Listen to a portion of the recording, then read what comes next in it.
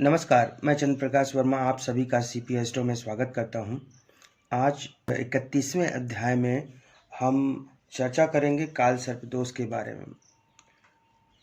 काल सर्प दोष होता क्या, कैसे बनता है? तो इसके लिए कुछ शर्तें हैं। एक ये है कि एक ही और ग्रह अगर किसी भी कुंडली में राहु और केतु देव के एक ही तरफ सभी ग्रह आ जाएं, राहु देव और केतु देव, किसी भी कुंडली में राहु देव और केतु देव के एक ही तरफ सभी ग्रह आ जाएं, इनके बीच में सभी ग्रह आ जाएं, तो काल सर्प दोष माना जाता है। दूसरी शर्त है डिग्री। एक ही तरफ तो सारे ग्रह आ गए, ठीक है, लेकिन अगर डिग्री कम है, राहु देव और केतु देव की डिग्री कम है, 1 डिग्री, 2 डिग्री या फिर 29 डिग्री, 30 डिग्री, इस तरह से डिग्री कम है, तो उस केस में राहु देव और केतु देव बलवान नहीं होते हैं, तब काल सर्प दोष नहीं बनेगा।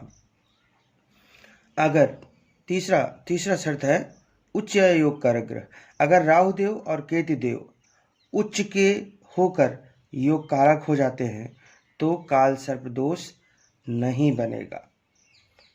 अगर राहु देव और केतु देव दोनों उच्च के होकर योग कारक हो जाते हैं या फिर वो योग कारक हैं तो उस केस में काल सर्प दोष नहीं बनेगा। काल सर्प दोष होने के लिए दोनों ग्रहों का या फिर कम से कम एक ग्रह का मारक होना जरूरी है। लक्षण क्या है? अगर किसी को काल सर्प दोष है उसकी कुंडली में, तो उसके हर काम में रुकावटें आती हैं, काम धीरे धीरे होता है, अचानक से रुकावटें आ जाती हैं, तो ये काल सर्प दोष के लक्षण हैं। आइए उदाहरण देख लेते हैं। यहाँ पे मैंने एक उदाहरण कुंडली ले रखी है। यहाँ पे देखिए, तृतीय भाव में केतु देव हैं और नवम भाव में राहु देव हैं। इन केतु देव और राहु देव के बीच में ही सारे ग्रह हैं, दूसरी साइड में एक भी ग्रह नहीं है, तो ये काल सर्प दोष का निर्माण कर रहे हैं। लेकिन आपको यहाँ पे ध्यान देना है कि राहु देव और केतु देव की डिग्री देख लेनी है। अगर वो डिग्री कम है, 1 डिग्री, 2 डिग्री या फिर 29 डिग्री, 30 डिग्री, इस तरह से है, उस केस में काल सर्प दोष नहीं बनेगा। भले ही ग्रह राहु देव और केतु देव के बीच में है, फिर भी नहीं बनेगा। तो राहु देव और केतु देव की डिग्री यहाँ पे ज़्यादा होनी चाहिए और राहु देव और केतु देव योग कारक नहीं होने चाहिए, मारक होने चाहिए। इन्हीं 2 केसों में तभी यहाँ पर काल सर्प दोष का निर्माण होगा। दूसरा उदाहरण ले लेते हैं।